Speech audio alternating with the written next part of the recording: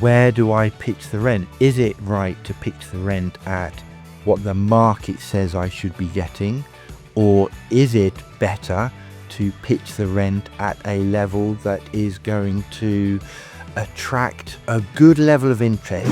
You get a flood of inquiries, you can't suddenly go back and say, actually, we made a mistake, it should be £100 more expensive. That's immoral. And you can see the crestfallen look. They're almost used to it now. They're expecting not to get properties because the level of competition is so great. Welcome to the All Things Property podcast with me, Simon Bacon of Preferential Properties. Every week, Ian Sadler and I will delve into all things property. We'll guide you through with friendly, no-nonsense advice. In today's episode, Ian, I think it'd be useful if we discussed the issue around whether the highest rent is always the best option for a landlord in today's market. So, give me your thoughts. If you advertise a property and the rent is too high, i.e. above market rent, you will by definition attract fewer prospective tenants, fewer inquiries, fewer viewings, less to choose from. If you advertise a property at a market rent in today's market, you will get a flood of inquiries, a lot of viewings, and a facility to make a decent, informed choice on a quality tenant. That really is the only argument for charging the right rent. Okay. So you charge your rent as perhaps not getting the highest amount for the landlord, and you get a load of inquiries for it. So why don't you go back to those inquiries and say, we've had so many people who want this property. Actually, we were marketing it at a slightly lower rent than we should have done. So this is the rent that we really want. Can't do that. Are you interested? You use your professional judgment to set a rent for a property. If you get a flood of inquiries, you can't suddenly go back and say, actually, we made a mistake, it should be £100 more expensive. That's immoral.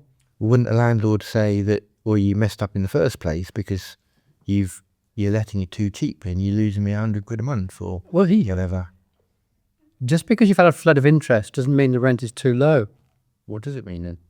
Just means that there's a huge tenant demand for properties. Yeah, but you said earlier that if you market it at too high a rent, you'll get less inquiries. But if you market it at slightly lower than market or a market rent, of course you will. But it doesn't limit fruits then. Well, I think so. Why? Why would you want a smaller pool of tenants to choose from for a property, for a tenancy? You have a choice. You've got two people who want to take the tenancy up. Mm. You've advertised it at a higher rent, you've got a smaller amount of viewings, and two people want it. Neither of which might be suitable. You advertise it at a market rent or slightly below, £25 even. You get far more inquiries. You've got 6 people that want it. What's the argument against that? How do you deal then with the landlord who says, why have you put the rent on? Going back to previous podcasts, I had an agent from Mr. Corporate who said I could get this amount of rent, and you've convinced them to offer it at a slightly lower rent on the basis that you get more choice. What's your argument then? You justify as the landlord before you do it, if you feel you need to. The properties I manage, there aren't very many that have interaction with the landlords when it comes to that sort of thing. I'm left, because I have a good relationship with them and they trust my methods, then I don't need to ask them about rent levels. They trust me to advertise at a decent market rent. But in fairness, you deal with a slightly different market to perhaps the general lettings market. Perhaps Well, yeah, but the principle is still the same. I don't need to talk to most of my landlords because they trust me to set the right rent. In your case, if you feel you have to, then you have to. You either do or you don't need to speak to them. But the point is, you justify it before you advertise it. You don't have to face the question from the landlord about, and in fact, do you tell the landlord you've had so many inquiries? Do you not tell him you just got 2 people who want it and it's let? That's all they care about ultimately, isn't it? That it's let speedily. Yeah, And it does. And there's real market rent. I get that, and I know that I'm being antagonistic towards you. I know that. But I'm just trying to, for people who are watching, it's trying to understand what is the importance of setting a rent that attracts the right number of applicants. What is that? Well, it's what you call a market rent. If you look at a 3-bed semi in Crewe, for example, a market rent flat property would be £1,100 a month. So you can either advertise at 1,100 and still get other inquiries, or maybe advertise it at 1,075, and you will get more inquiries for it. What's the benefit to the landlord of getting more inquiries? There's more certainty of it being let. If you're faced with the dilemma of having 2 tenants, or maybe even just one tenant, something in your instinct is telling you, I'm not really sure about this one. What do? You have to re-advertise, start the whole process again, delay the move-in, cost the landlord £1,000 in monthly rent. So it's counterproductive. No. Look, I get it, but I'm sure there are lots of people out there who will be fascinated by this issue of, where do I pitch the rent? Is it right to pitch the rent at what the market says I should be getting?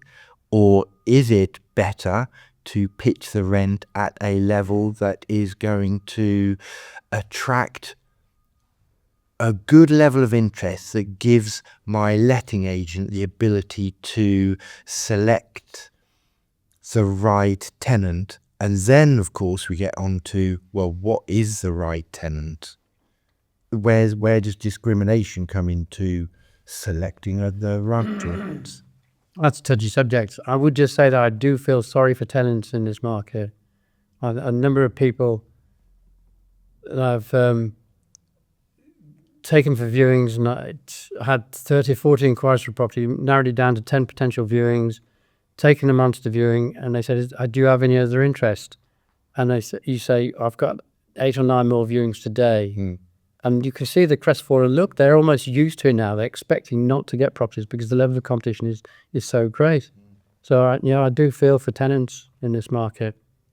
But I don't feel for landlords who try and screw too much rent out of a property. No. And, I think, and that's where having the right letting agent does help a landlord to balance out the issue around what level of rent am I getting with what type of quality of tenant am I getting. And that ultimately is why I think a good letting agent, a really good letting agent who understands the landlord, understands what is important to them, is critical in this whole process. And that, I know I keep coming back to on these podcasts where I say, why choose an independent agent? But this is the very reason, isn't it, why I think there is a place in the market for small independent letting agents. Well, of course there is, because by definition they will take more care.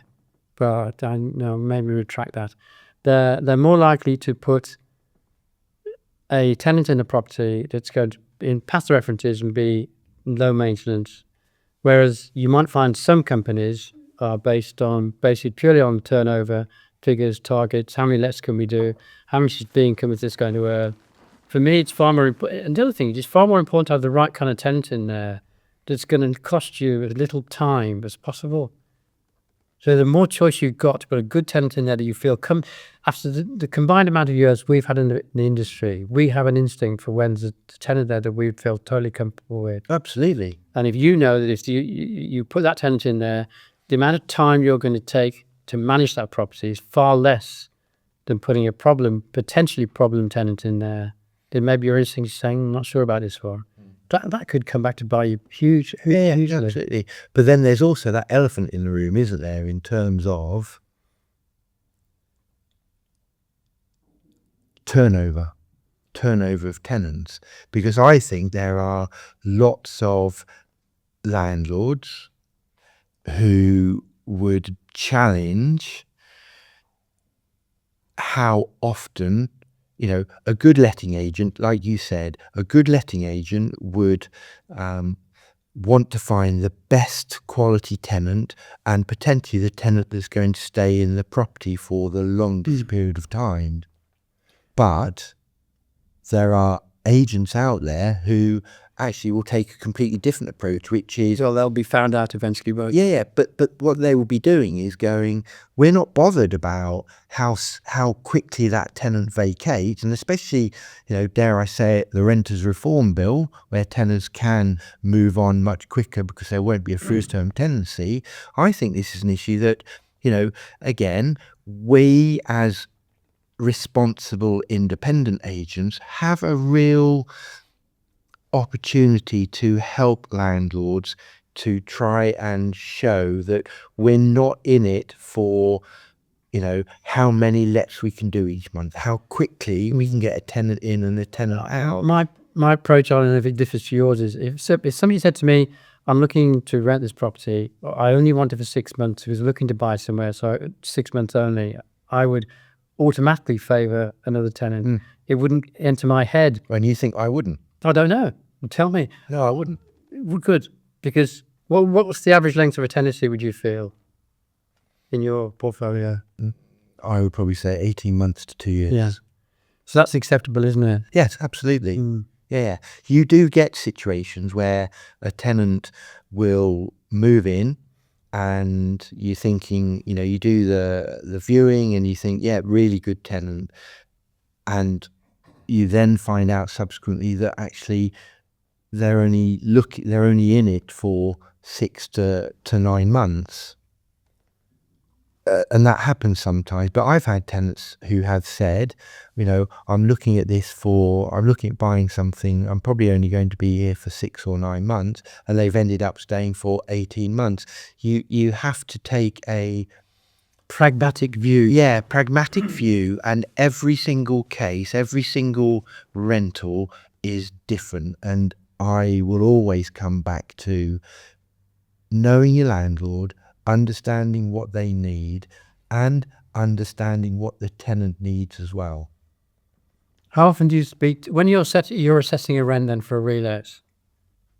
You don't speak to the landlord about it, do you, or would you ask him what he'd like to do? We're really fortunate that the landlords that we've got trust the judgment that we have when we are setting the rents.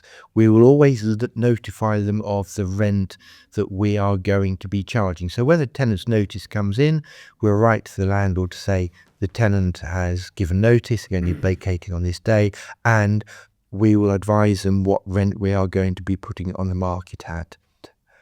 I can count on probably one hand with 3 fingers how many times a landlord will come back and say, oh, It's not enough. it's not enough. Well, then that just goes to prove that they're satisfied with your level of service. Yeah, no, absolutely. But, when you talk about, which I guess is what the podcast is trying to frame, is how important is achieving the highest rent with actually achieving the best quality of tenant. The two go hand in hand, don't they, in terms of if you are trying to squeeze the highest rent out of the property, on occasions you will limit the quality of the tenant that you get. Well, I wouldn't say limit the quality, I limit the number, definitely. Yes. Limit the lettability of it. Yes, absolutely. Sorry, I didn't mean the quality, because just because the property is at a high rent doesn't limit the quality, but it limits the volume of potential people who may want to go for it. But it also, I think, limits or can impact how long a tenant will stay in that property. Because if you moved into a property, and I'm now talking from from my experience of a tenant's perspective, if you end up renting a property and you're looking around thinking to yourself 4 months into that tenancy, crikey, there's other similar properties on the market that I could get for £100 a month less, you might start to think, if you then get a rent increase letter after 12 months saying we're going to put the rent up by X, at that point you might start to think, I don't know that I want to carry on. Well, it would have to be, the only time I've ever experienced that is when, and this is not one of my properties, but another agent I spoke to, is that and actually, who was that government minister that was accused of serving a Section 21 on their notice on a tenant, evicting the tenant and then putting rent up by £300? That's the only time a tenant would leave, in my opinion. Yeah. If it's £100, the cost of that extra £100 against the problem of moving house and all the issues involved with that, it's just one of those things. I'll agree with it. Yeah. But I think, I think there is a balance. I think that, certainly the advice I always give to landlords is to make the rent, don't always try and get the highest rent, put it at a rent that is going to attract people so that you get a choice, which leads me nicely on to, okay, so you've got a number of tenants or prospective tenants for a particular property. What can a landlord do? What do we do as agents to, I guess, try and identify what the best quality of tenant is through referencing and all those kinds of checks? What is it that how does it work? So if someone new to the rental market, either a new landlord or maybe a new tenant, what are the processes that we as letting agents go through? Because it's not about, well, I like you, so I'm going to choose you as a tenant, is it? No, of course not. It starts with that approach, though. I think I've never let a property unless I've actually met the tenants who are moving in. No. And I'm very reluctant to do remote video viewings because you need to meet the person. There's lots of unnoticed interactions, vibes they can give off, or you can give off that make you think this is going to work or that's not going to work. So I think the first starting point is you need to meet people, get a feel for them. There was an example of a place over in North Shropshire where a tenant came and she brought her mother with her, and she suffered from emphysema or something similar, and her mother spent the whole viewing pointing out potential, not real problems, but potential problems. It was an old miner's cottage that was probably potentially prone to damp if left empty, but she was really, really negative. Now, rightly or wrongly, I did make a decision to exclude that, but it made me think, well, would I really want somebody so demanding in the property? Do you think landlords recognise that? Do you think tenants recognise that or not? Tenants recognise that there is an element of selection at the viewing stage? You'd think they should, because some people are quite pushy. And if they actually thought, well, I need to be on my, and I'm really apologise to people who are model tenants, but if I was looking for rental property, I would be on my best behaviour throughout that viewing. And I wouldn't ask controversial questions. I would just look at the property, say, yes, I like it, start the reference process if possible, and move on without raising potential problems. Do you think that's fair? Is that a middle class? No, I think it's based on my vast experience, which is slightly longer than yours in the rental business, and I trust my instincts most of the time. Do you think that's the difference then? And I'm not being rude, I say, is that the difference between us and maybe, I hate to keep going back to it, the corporate, who's got the, young person who, or they've got a viewer, the people who do their viewings who are target driven, and their concern is they just want to get, go back to say, I've found a tenant for this property. I think, or is that a generalisation? It's a generalisation, but I think there's a lot of it, a lot more than with independents. I think we have far more interest in putting in the right kind of tenant at a reasonable rent, not an extortionate rent. And it's a balance, isn't it? You make a decision based on references, but meeting the people, getting a feel for them. Even at that early stage, even if they're not successful in an application, trying to start not a relationship, but a connection with that person. I also think things have moved on. It's not just about gut instinct. That is important in anything. In the same way, a landlord, when we go out and do a valuation for them, they'll have 4 or 5 people or 3 or 4 people come out maybe. They will, it's a people business. It's a relationship business. If you like someone, you're more likely to do business with them. People do business with people that they like, and that happens across the board. But in terms of, so you've got your applications, there's then a very detailed evidence-based process that we have to go through, isn't there, in terms of, getting the reference and making sure that landlord references income, everything is, as it should be.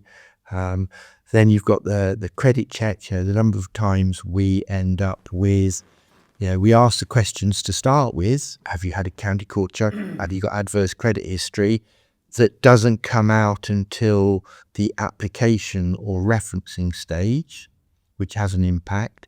And then you've got the right to rent checks. So in terms of the work that we do in getting to a point where we can go, yes, we found a suitable tenant for the property, it's not just gut instinct, it is very much evidence. Isn't it through both? It's more evidence-based than instinct. Yeah. But it's an integral part of the whole process. No, absolutely.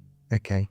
And I suppose finally, I just want to talk about longevity. Obviously from a landlord's perspective, a tenant who stays long term is a landlord's dream, aren't they?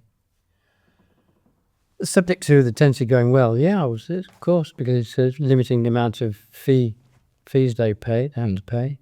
Although no more extensions now. Yeah, no, absolutely. And of course, I suppose the other issue is that, if you haven't done a thorough referencing process, if you haven't followed that thorough referencing process, the cost to the landlord of having a problem tenant, non-payment of rent or county court judgments that weren't disclosed, so, adverse credit or, tenants that don't look after properties, and it happens. I'm not saying all tenants, but you get occasions where tenants just move in and for some reason don't look after the property. The cost to the landlord of putting that right at the end of the tenancy, that brings me to another topic for us to discuss and another podcast of tenant deposits.